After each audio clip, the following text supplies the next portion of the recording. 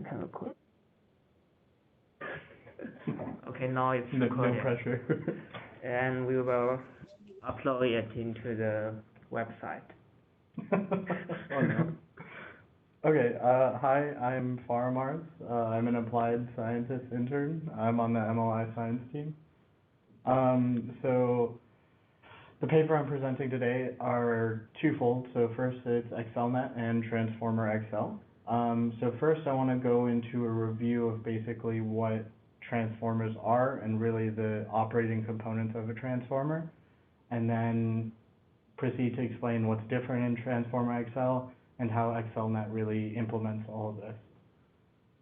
So first off, let's do a quick review of transformers. I don't know if everyone is everyone familiar with transformers already? Or is everyone not really? I think 100% familiar? Assume that they don't. Yes. Okay. So we're assuming that nobody knows what transformers are. So let's begin by looking at the transformer as like a black box. So in a machine translation application, it would take a sentence in one language and output its translation in another. But if we open the box, we can see an encoding component and a decoding component and the connections between them. The encoding component is a stack of encoders. So the original transformer paper had a stack of 6 on top of one another, and the decoding component is a stack of decoders of the same number of encoders as decoders. The encoders and decoders are all identical in structure, although they do not share weights. That's very important. Each one is broken down into 2 sublayers. The encoder's inputs first flow through a self-attention layer, a layer that helps the encoder look at other words in the input sentence as it encodes a specific word. And the outputs of the self-attention layer are fed to a feed-forward neural network, and that exact same feed-forward neural network is independently applied to each position. The decoder has both of these layers, but between them is an attention layer, right there, and that helps the decoder focus on the relevant parts of the input sentence, similar to what attention does in sequence-to-sequence models. So now that we've seen the major components of the model, let's look at the various vectors and tensors and how they flow between these components to turn the input of the trained model into an output. So we begin by turning each input word into a... Sorry to interrupt. Hello, sorry to interrupt. Are we recording these meetings? Yes, we are recording. Okay, yeah, thank you. Go ahead. Okay.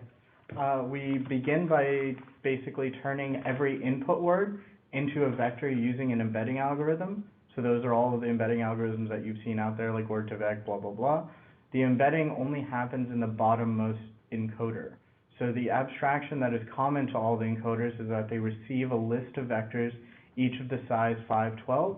In the bottom encoder, that would be the word embeddings, but in the other encoders, it would be the output of the encoder that's directly below it. So the size of this list is a hyperparameter we can set. So basically, it would be the length of the longest sentence in our training data set. After embedding the words in our input sentence, input sequence, each of them flows through each of the 2 layers of the encoder independently. Here, we begin to see one key property of the transformer, which is that the word in each position flows through its own path in the encoder. There are dependencies between these paths in the self-attention layer, but the feed-forward layer does not have these dependencies, and thus the various paths can be executed in parallel while flowing through the feed-forward layer. Now, to talk more about self-attention, so let's look at how to calculate self-attention using vectors, then proceed to look at how it's actually implemented using matrices. So the first step in calculating self-attention is to create 3 vectors from each of the encoder's input vectors, in this case the embedding of each word, and that's simply a linear transformation. So we create a query vector, a key vector, and a value vector. These vectors are created by multiplying the embedding by 3 matrices that we train during the training process. So here, okay, so, I think that maybe for the previous slide we can enlarge the image. Enlarge the image? So I was going to talk about each one in depth, okay, and then yeah. it'll make a lot more sense. Okay. So what are the query key and value vectors? So they're basically abstractions that are useful for calculating and thinking about attention, and are formulated just from linear transformation of the input vector x. The second step in calculating self-attention is to calculate a score. That's this line right here. So say we're calculating the self-attention for the first word in this example, with our sentence being thinking machines. Thinking, we need to score each of the input, we need to score each word of the input sentence against this word. The score determines how much focus is placed on other parts of the input sentence as we encode a word at a certain position. The score is calculated by taking the dot product of the query vector and the value, the dot product of the query vector with the key vector of the respective word we're scoring. So if we're processing the self-attention for the word in position number 1, that's thinking here, the first score would be the dot product of Q1 and K1, which is the score. The second score would be the dot product of Q1 and K2. We're using the key from the second word. The third and fourth steps are to divide the scores by 8, which in this case is just the square root of the dimensionality of the vectors, and the dimensionality in the paper was 64, so we have 8 here, and this basically leads to having more stable gradients.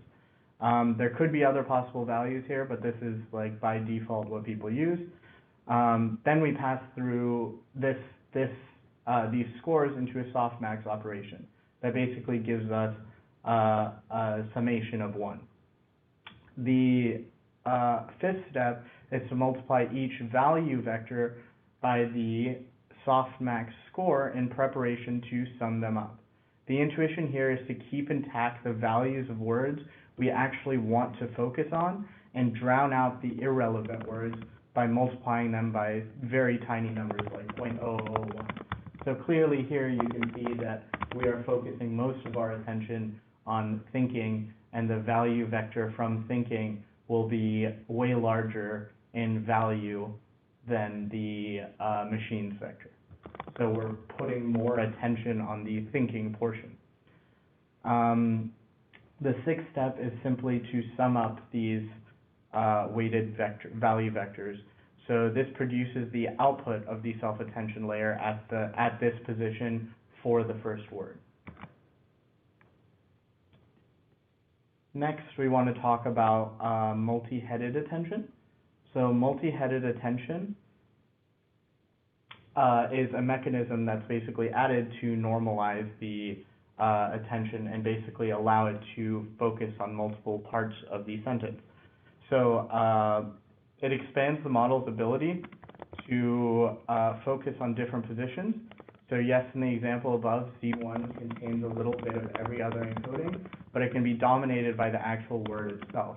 It would be useful for translating a sentence like, quote, the animal didn't cross the street because it was too tired.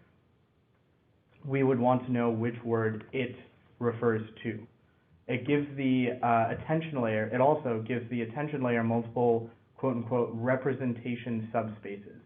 As we'll see next, the multi-headed attention, we not only have one, but multiple sets of query, key, value, weight matrices that the transformer in the paper uses 8 attention heads. So we end up with 8 sets for each encoder/decoder, and each of these sets is randomly initialized. Then, after training, each set is used to project the input embeddings, or the vectors from the lower encoders and decoders, into a different representation subspace. If we do the same self-attention calculation we outlined above, just 8 different times, so you can see this is attention head 0, attention head 1. If we have 8 of them, we will basically have 8 Z's out here, Z0 to Z7. This leaves us with a bit of a challenge. So like the feed forward layer is not expecting 8 matrices. It expects a single matrix, which is a vector for each word. So we need a way to condense down these 8 matrices into a single matrix, which is what we do here. So we concatenate all the attention heads and then multiply that with a weight matrix W0 which was trained jointly with the actual model to basically come out with a single Z. So it would look and be dimensional, the same dimensionality as any of the other Z's that popped out of the attention heads at the beginning. So to look at it in total, we have our input sentence, we embed each word, we split it into 8 heads, then we calculate the attention using what we talked about in this slide, then we concatenate the resulting Z matrices, multiply by a W matrix, large weight matrix, to get a single Z out. And remember that only on the first encoder do we actually use the word embedding, and all the other ones we use the output of the last encoder. Okay, so that's self-attention in a nutshell. Now we shall talk about the encoders and decoders in a little more detail. So one thing that's missing from the model is, as we've described it so far, is a way to basically account for the word, the order of the words in the input sequence. To address this, the transformer adds a vector to each input embedding. These vectors follow a specific pattern that the model learns, which basically helps determine the position of each word or the distance between different words in the sequence. The intuition here is that adding these values to the embedding basically provides meaningful distances between the embedding vectors once they're projected into Q, K, and V vectors and during the dot product attention. So when I say dot product attention, it's the same thing as self-attention. So the formula for positional encoding is described in the transformer paper. I'm not going to go into it here, but it's not the only possible method for positional encoding. But this is a very important part of the transformers.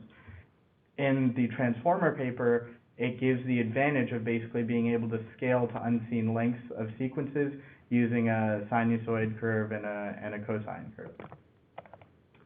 So if our model is basically asked to translate a sentence longer than any of those in our training sets, it won't just bug out.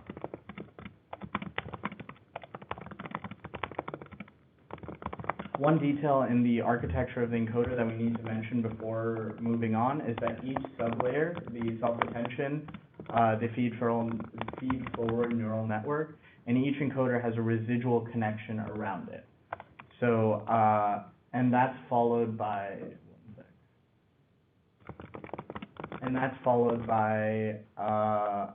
a layer normalization step. So this goes for the sublayers of the decoder as well. So if we're thinking of a transformer as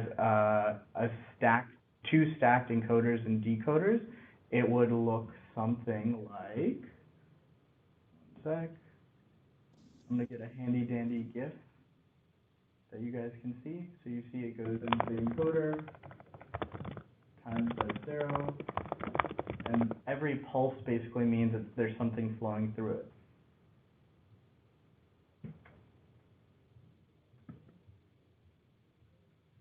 Let me go through it one. Cool. So the encoder starts by processing the input sequence. The output of the top encoder is then transformed into a set of attention vectors K and V, and those are used by each decoder in its quote-unquote encoder-decoder attention layer, which helps the decoder focus on appropriate places in the input sentence. The following steps repeat until a special symbol, or the end of sentence token that you see here, is reached, indicating the transformer decoder has completed its output. The output of each step is fed to the bottom decoder in the next time step, and the decoders bubble up their decoding results just like the encoders did. And just like what we did with the encoder's inputs, we embed and add positional encoding to those decoder inputs to indicate the position of each word. The self-attention layers in the decoder operate in a slightly different way than the one in the encoder. In the decoder, the self-attention layer is only allowed to attend to earlier positions in the output sequence. That is done by masking future positions, setting them to negative infinity before the softmax step and the self-attention calculation. The encoder-decoder attention layer works just like multi-headed self-attention, except it creates its query matrix from the layer below it. And it takes the key and value matrix from the output of the encoder stack.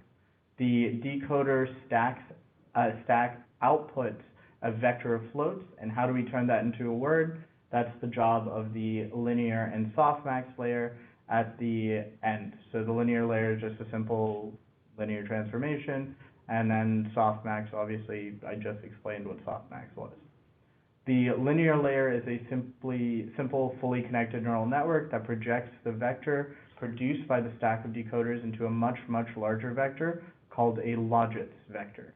So let's say our model knows 10,000 unique English words, and that's our model's output vocabulary that is learned from its training set. That would make the logits vector 10,000 cells wide, with each cell corresponding to the score of a unique word. That is how we interpret the output of the model followed by the linear layer.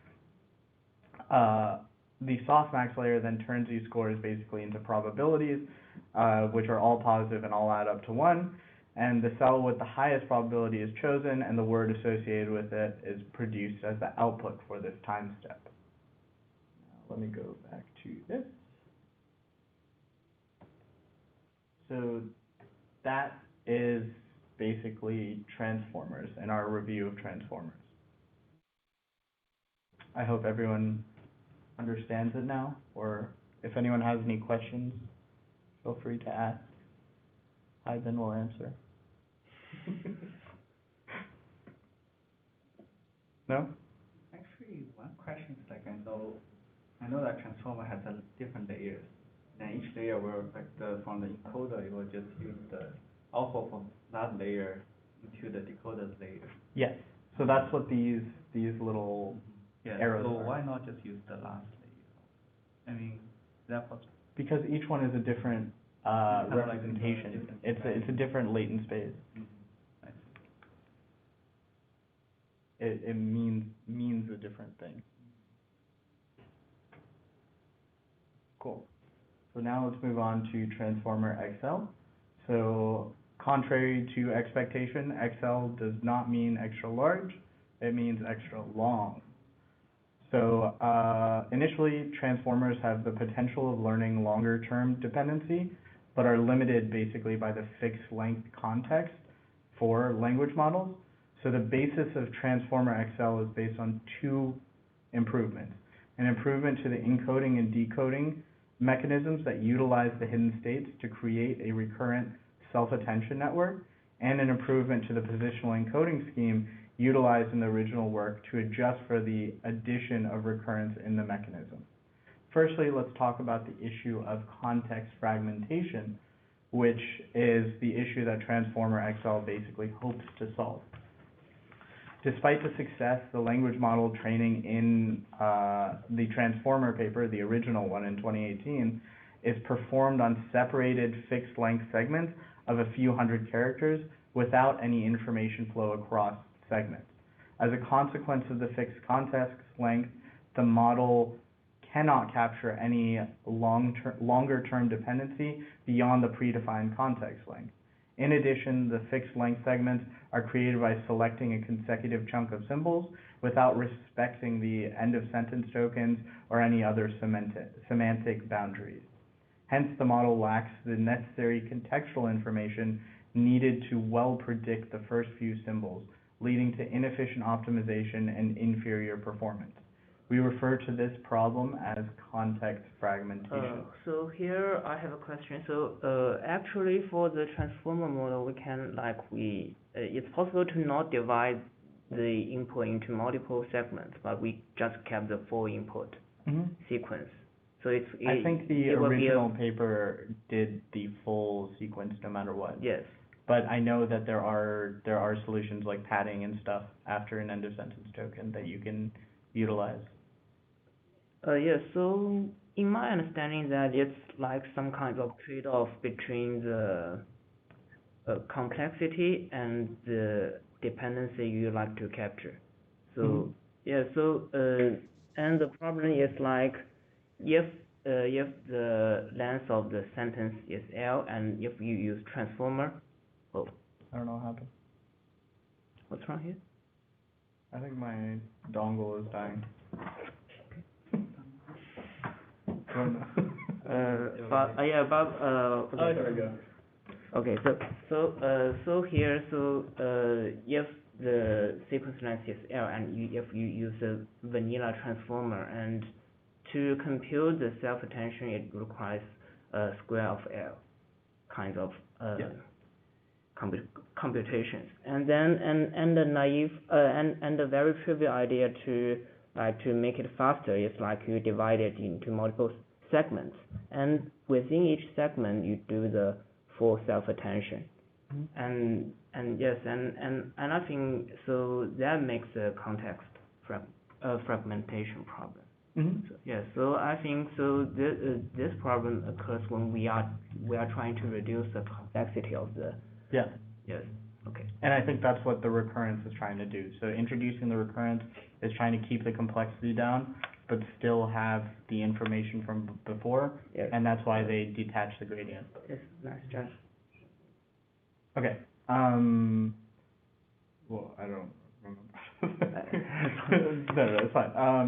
So, okay, we refer to the problem as context fragmentation. So to basically, which slide I want to be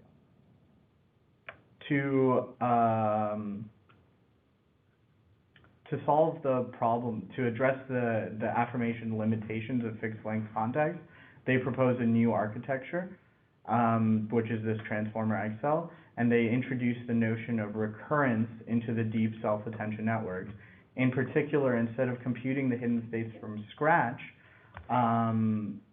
for each new segment, they reuse the hidden states obtained in previous segments. So trying to reduce that complexity is exactly what Xingjian was saying. So as a result, modeling very long-term dependency becomes possible because information can be propagated through the recurrent connections that we see here.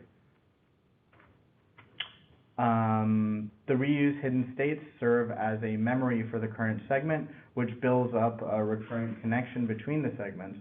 And as a result, modeling very long-term dependency becomes possible because information can be propagated through these recurrent connections. Meanwhile, passing information from the previous segment can also resolve the problem of context fragmentation. Adding recurrence to the word level will just make it an RNN, but what if we add recurrence to the segment level? In other words, what if we added a state between consecutive sequences of computation? The transformer XL accomplishes this by caching the hidden states of the previous sequence and passing them as keys or values, keys/values when processing the current sequence. For example, if we have the consecutive sentences, I went to the store, I bought some cookies, we can feed I went to the store first, cache the outputs of the intermediate layers, then feed the sentence I bought some cookies and the cached outputs into the model. So let's look at pseudocode real quick, and then the bare bones, oops, I messed that up. And then the bare bones implementation. So here you see H sub T comma I is the output from the ith decoder block when computing the segment T. So for encoder I in all encoder blocks except the last one, you want to basically set it to a tensor of zeros such that the size and shape matches the hidden space in outcoming segment. Then when computing the very zeroth segment, for encoder I in all the encoder blocks except the first one, you want to combine the saved hidden states. And for encoder I in all encoder blocks except the last one, you want to make a copy of its output of the hidden state and basically feed that to the next one. So when computing segment 1 for encoder I in all encoder blocks except the first one, you want to combine the saved hidden states. So that's the very first hidden state here, H sub 0 and I minus 1, and then the second one, which is H sub 1 comma I minus 1. And then for an encoder I in all its in all encoder blocks except the last one, you want to make a copy of its output and basically pass it along. There's more to it, but basically the shape will almost always be, or will output as batch size, comma segment length, comma embedding. dimension. What's funny is the actual code might actually be simpler than the pseudocode. This makes it very easy to see what's actually going on here. I'm going to let you guys look at it a little bit, and then I'm going to explain that there's one observation that's worth mentioning. So during training, we have to deactivate the back propagation for the portion of the memory, because otherwise we still have the original problem regarding the number of computational resources that were a result of the recurrence. So practically, one way to do that I know of in PyTorch is just simply setting a flag .requires grad to false. And for the deep copy of the previous hidden states, I haven't used MXNet that much, or else I would reference it in MXNet. There are implementations of Transformer XL in both TensorFlow and in PyTorch, and I think we're coming out with one in Gluon NLP soon. Already there. Oh, it's already there. Okay, Yes. cool. Yes. Also, actually, this type of algorithm is called truncated back propagation through time. Yes. Yeah. It's like the to reduce the complexity of BPTT. It's called truncated BPTT. Mm-hmm. Cool. Now, let's talk about the actual issue with simply using recurrence in the positional encoding. So, the issue with simply using recurrence is the positional encoding. So having an absolute positional encoding along with the hidden states causes confusion for the network, as the absolute positional encodings in the hidden states would not make sense or would confuse the model. So one of the key ideas in Transformer XL is the idea of relative positional encoding. So instead of having a single embedding represent each absolute position, the Transformer XL basically computes an embedding that represents the distance between any two tokens. So this embedding is used while computing the attention score between any two words. In other words, the relative positional embedding enables the model to learn how to compute the attention score for words that are n words before and after the current word. So in this equation here, E sub x is the embedding for x, and W are all the transformation matrices. The A term is the content-based attention that we talked about earlier. B and D are based on the relative positional embeddings and are dependent on the distance between Q sub I and K sub J. U and V are just global bias terms that represent the biases for certain content in certain positions. You don't really need to go that much into depth of this equation as long as you understand that there's a big difference between relative and absolute positional encoding, and this was one of the large contributions of Transformer XL. So you can see here, this was the original transformer. This is the Transformer XL, and you can see the dependencies also go back. So you see there's the fixed no gradient, that's where the truncation happens. And you can see it still, quote unquote, remembers things from before. In the training phase and the evaluation phase, you can see it goes all the way back. Awesome. So now that we understand the basics of Transformer XL, let's talk about XLNet, which actually uses Transformer XL. One question about Transformer XL is, did they talk about like how long the segmentation should be? Like, what's the length of it? I think they also use 512, if I remember right. I might be wrong on that. Do you have the paper? Oh, you already have the paper.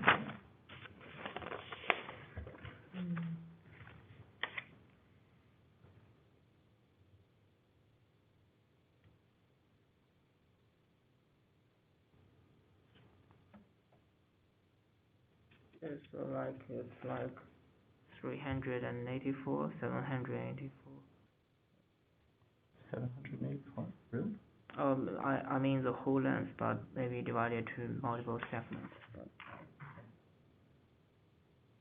Yeah, I don't know off the top of my head. For the sake of time, I might keep going. Okay. That's okay. Okay. Okay, so now that we've covered the basics of Transformer XL, we have all the key information we need to construct XLNet. And now we can look at the shortcomings of BERT and what XLNet did to try and solve these issues. So AE here stands for autoencoding, and AR stands for autoregressive.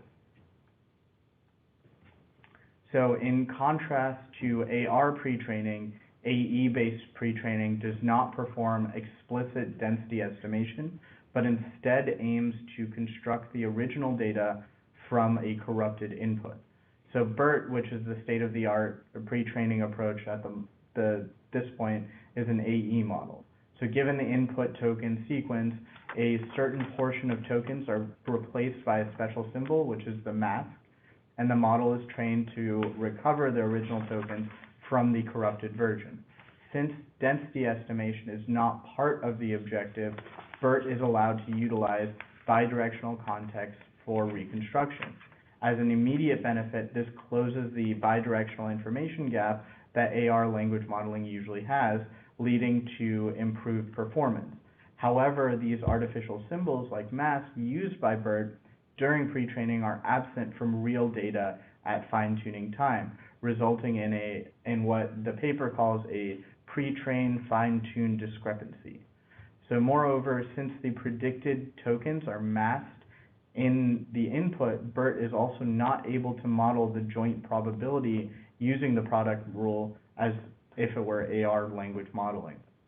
In other words, BERT assumes the predicted tokens are independent of each other given the unmasked tokens, which is oversimplified as high-order long-range dependency is prevalent in natural language.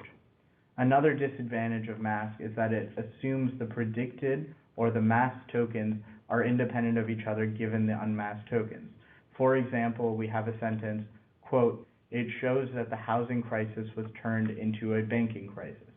If we mask the words banking and crisis, attention here, we know the masked banking and crisis contains implicit relation to each other, but AE models are trying to predict banking given unmasked tokens and predict crisis given unmasked tokens separately. It ignores the relationship between banking and crisis. In other words, it assumes the predicted tokens are independent of one another, but we know the model should learn such correlation among the predicted tokens to predict the other of the tokens.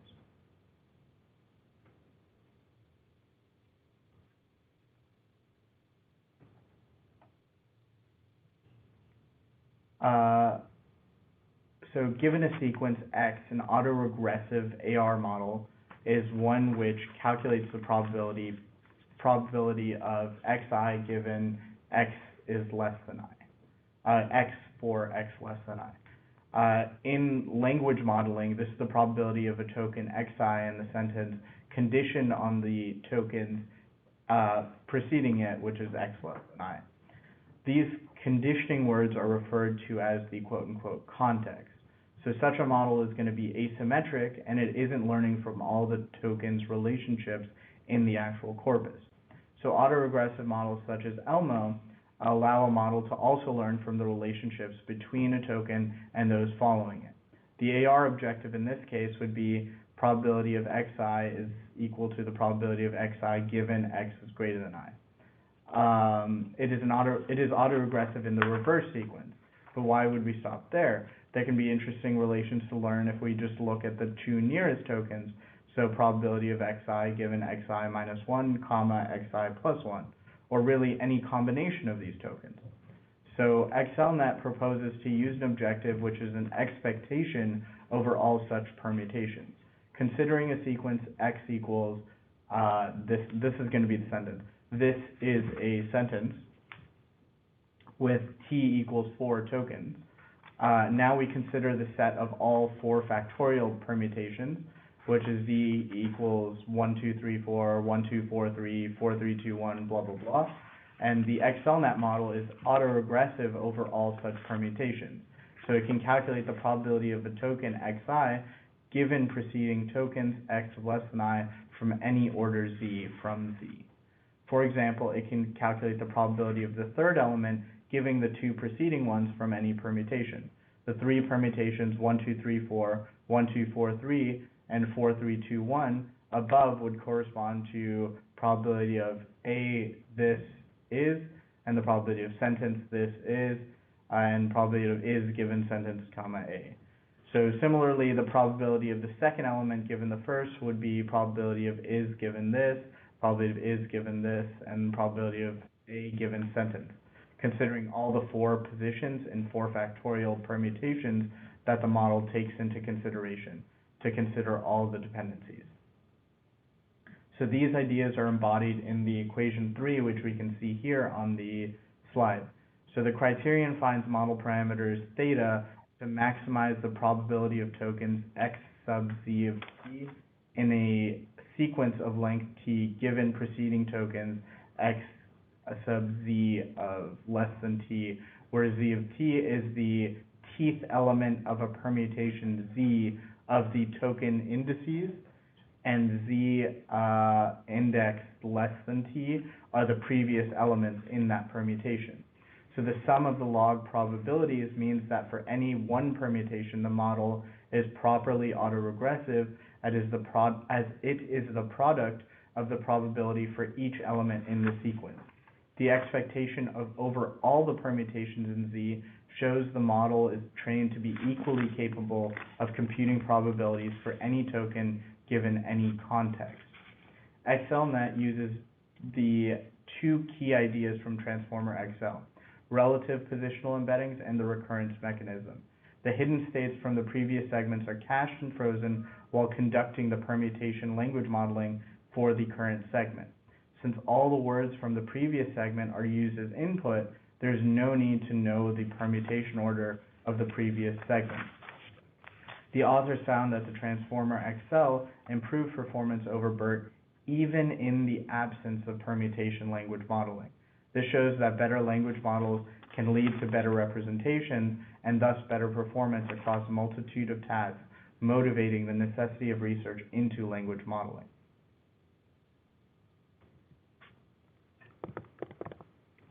There's something missing from the way the model has been presented so far. So how does the model know about word order? The model can compute the probability of this given is, as well as the probability of this given A, and ideally it should know something about the relative position of this and is and also of A. Otherwise, it would just think all tokens of this sequence are equally likely to be next to one another.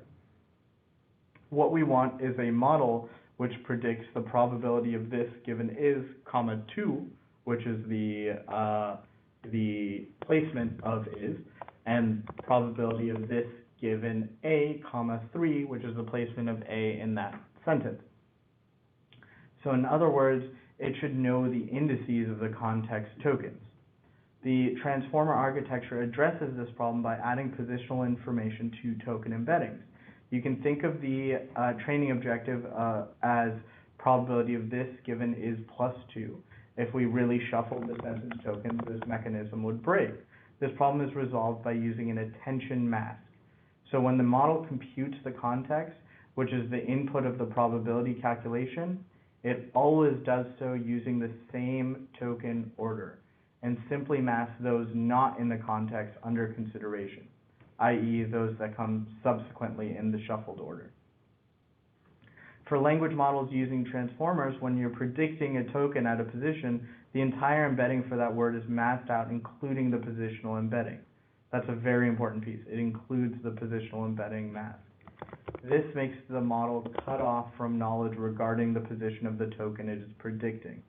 This can be problematic, especially for positions like the beginning of sentence, which have a considerably different distribution from other positions in the sentence.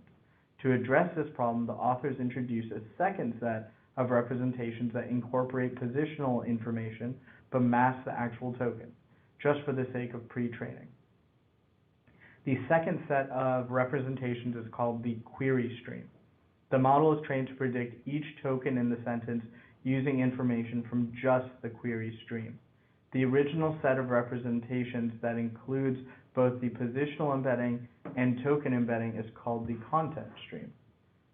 The this set of representations is used to incorporate all the information relevant to a certain word during pre-training. The content stream is used as input to the query stream, but not the other way around. This scheme is called two-stream self-attention. So let's make this a little more concrete. So the content stream, here's simplified code for it. And for the teeth prediction in a sentence, the content stream can basically be computed like this. I'm assuming everyone knows how to read Python code. And it's pretty simple and very similar to what we were talking about before. If there are any questions, feel free to ask. This is a very obviously abstract. It's not meant to be runnable code. And then we also have, so first note that this obviously is like the most basic code. It doesn't it ignores mini batching, it ignores vectorization, it ignores memory, etc. And it's just here to conceptualize the two-stream self-attention method.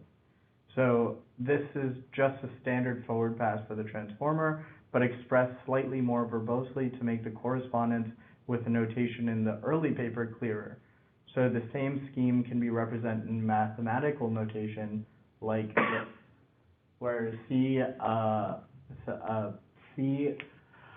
of x sub I is the representation of the embedding of the ith token, and C sub t is the teeth word that we are predicting. Sorry for the miswriting. Here, W is some learnable parameter that ideally incorporates positional information. So now let's look at the query stream. So for each word, the query stream uses the content stream, which encodes all the available contextual information for words up to the current word. A sample simple implementation is given here. And to give further explanation, we not only want the probability to be conditioned on the context token indices, but also the index of the token whose probability is being calculated. So using the example, quote, this is a sentence, we want the probability of this given 1 comma is plus 2, and the probability of this given that it is the first token and that is the second token. But the transformer architecture encodes the positional information 1 and 2 within the embedding for this and is.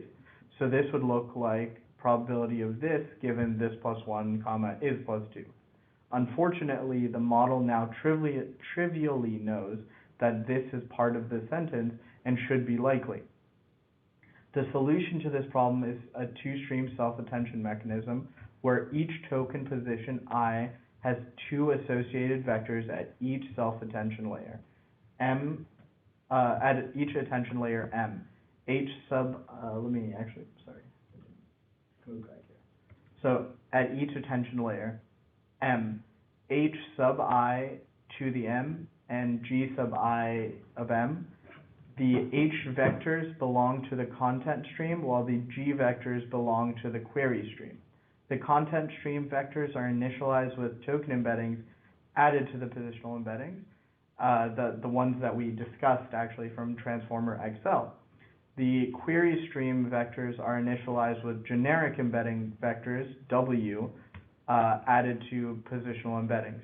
Note that this W is the same no matter the token, and thus cannot be used to distinguish between tokens. There we go. I hope I did an okay job explaining two-stream self-attention. So also, at each layer, each content vector, H sub I, is updated using those H's that remain unmasked and itself equivalent to unmasking like the diagonal from the matrix that was shown. It's H3 is then updated with like a 0010 or a 0010, while H2 is updated with 0110, etc. And by contrast, at each layer, each query vector G sub I is updated using the unmasked content vectors and itself. So the update uses G sub I as the query, while it uses H sub J's as the keys and values, where J is the index of an unmasked token in the context of I. I think this diagram does a pretty good job at showing what I mean. And so this figure illustrates how the query G sub 4 of layer M for the fourth token at the mth layer of self-attention is calculated. It shows that G sub 4 on layer M is an aggregation of what we referenced before as is plus 2 and A plus 3 and the position 4, which is precisely the context that is needed to calculate the probability of the token sentence. So dual attention mechanisms for computation of this G sub 4 right here, this one, the fourth token at the mth layer of self-attention. Arrows indicate the flow of information from the vectors, where lines intersect at a circle. Self-attention, query, key, values, operations are performed and aggregated, and the yellow lines represent the updates in the context stream for the third symbol, which depends only on itself, and the second symbol, which depends on itself, and the third symbol. The light blue lines represent the update in the query stream and depends on itself, and the second and third symbols from the content stream. So those are the main portions of XLNet and how it's all put together. So we have the permutations and the two-stream self-attention, as well as the implementation of Transformer XL, and that's XLNet in essence. So I'm guessing everyone's already heard that XLNet achieves state-of-the-art performance, and it beats BERT across 18 tasks in things like text classification, question answering, NLI, duplicate sentence detection, etc., and like co-reference resolution. So you can see the results on this slide, and as you can see, XLNet is incredibly good. It outperforms BERT on all of the data sets, and often by a fairly substantial margin, considering the error rate. And through ablation studies, the authors found that both the permutation language modeling and the usage of Transformer XL architecture both actually contribute to the performance of XLNet. So, so what's actually the span-based prediction? So I think here it reports some number without the span-based prediction. I don't remember what I took this from the paper. Don't remember what the span-based predictions were.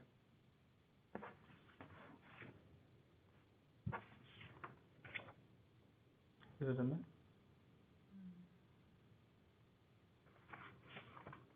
Okay, so in fact, my point is, if we look at these ablation studies, actually, it seems like some components are not that valuable. Yes.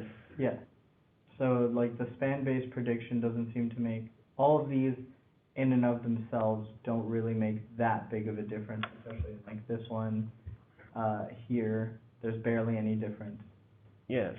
So I think, also I can understand about the bidirectional data. So it's because the XLNet is, sorry? yes, so maybe like you can say like by removing the bidirectional way of encoding the sentence, the performance will be worse. It looks like it's about the same, actually. Except the first one. Yeah. Why? It's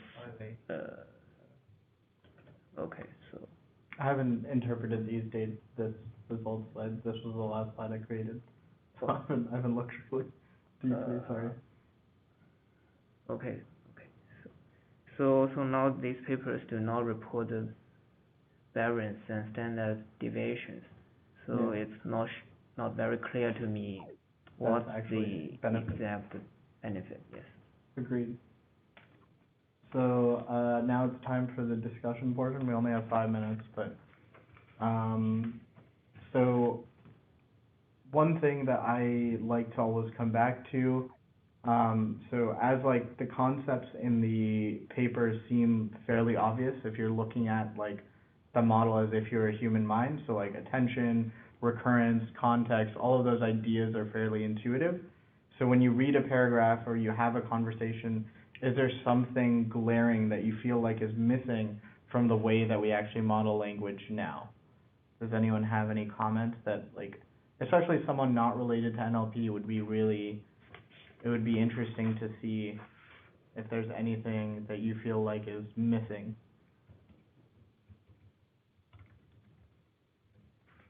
Nobody? I'll just read the next one then. So what are the other shortcomings of BERT that you feel like haven't been addressed by XLNet? Does anyone have any shortcomings of BERT that they feel like aren't here, that aren't really properly addressed? I mean, like, the next question does tie into this, like, are there any glaringly obvious issues with XLNet that you can see? So for example, in my opinion, the permutation is pretty weak. Xingjie and I were talking about it, if you want to go more into depth, so you don't have to hear my voice for a whole hour. Yeah, so, in fact, for this part, I think, like, the other people who are attending in China may also, like, brainstorm about some ideas, so, yes. Anyway, just feel free if you like to share your opinions about the BERT or the XLNet or the Transformer XL. So in the population study, did they compare with and without the permutation? Supposedly they did, but I don't see any results in the paper with that. I pulled out the. I think they have compared. So they have memory, but I don't know whether memory is just the Transformer XL portion or is it the actual. I think if we remove the objective function from the permuted language model into the original reconstruction based, it's basically DAE plus Transformer XL.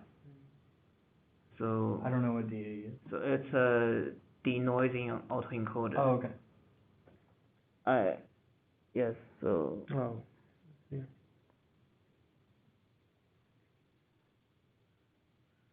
And in fact, in my opinion, there are multiple problems of this XLNet structure. So, actually, the way to randomly permutate the sequence does not make much sense to me. What do you think? So, I would agree. I feel like there needs to be some sort of order to the permutation.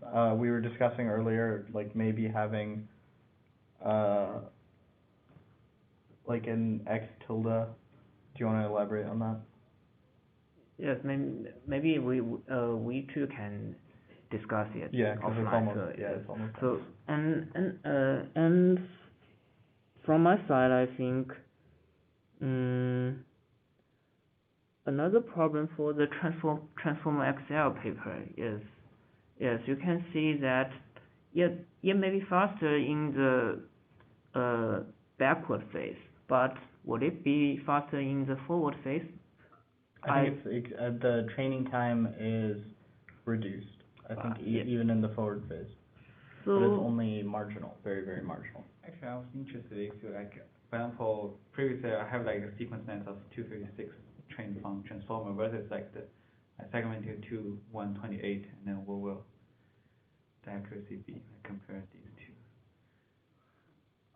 I think for the Transformer XL in the forward phase, it's basically very similar to the Transformer, but only in the backward phase we will use we will like cut the gradient, and we will not. But you still have in the forward phase, you still have to take into account the hidden. Yeah, so in the hidden will that calculation make it a little slower because it's also a larger vector? Yeah. That would definitely make it I think a marginally slower. Yeah, so maybe we can do better if we can design some memory structure which is able to like dynamically begin to to increase the size.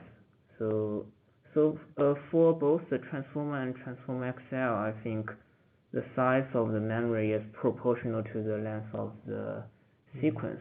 Mm-hmm. But we can like to have a learning-based method, so like the memory itself can decide whether to expand or not in the encoding phase. So interesting. Okay. Okay. It's 10:30. People are gonna kick us out. Yeah. So thanks Sam for his presentation today, and I will later upload the videos online. Yeah. So okay. Also thanks everyone for coming, and yes, and later I will send you an invitation about the next meeting, which will be next Thursday morning. Okay, now. Thank you. Thank you. Thank you.